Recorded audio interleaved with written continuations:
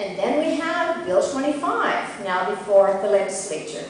This is the second time this government has tried to impose a gag law that covers the period before an election campaign commences. Their earlier attempt was struck down by the courts, as was the previous version enacted by the NDP government in the 1990s.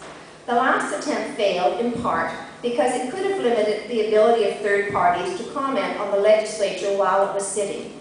Now, the government is trying once again with amendments that aren't even being given the profile of their own act, but are being slipped through as part of a housekeeping bill that deals with half a dozen other issues at the same time. The latest version attempts to address the narrow issue on which the previous act failed by shortening the definition of the pre-campaign period during which advertising would be limited from 60 days to 40 days, and by allowing for a minimum window of 3 weeks after the legislature rises in which there is no limit on advertising. People may ask, why do teachers care? Because once again, the government is addressing the question of limiting free speech from the perspective of what it can get away with in court rather than whether it should. The latest attempt at a gag law is not only offensive to the principle of free speech, it is also a classic example of a solution for which there is no problem. There is simply no need for a limit on third-party advertising. Nobody is harmed by it.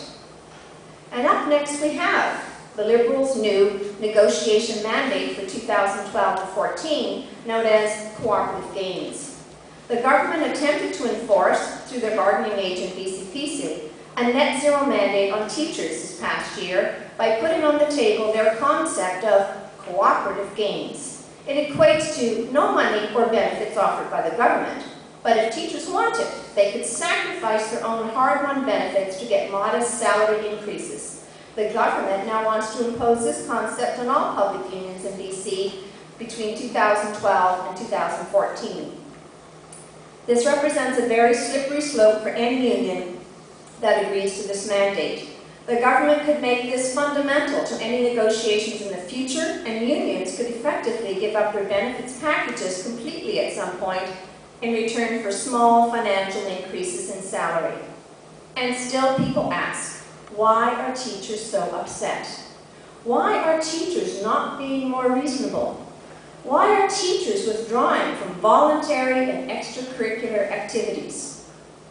Teachers are fighting for their profession, their ethics, their democratic freedoms, and the right to free collective bargaining. What likely teachers want is a show of support from their own Board of Education, Principals and Vice Principals Association, and the senior management of their district. Where do you stand on charter rights? Where do you stand for quality, public education, or privatization? Langley teachers are waiting to hear your position. Thank you. Thank you. Any questions from trustees? Okay, seeing none. Thank you very much.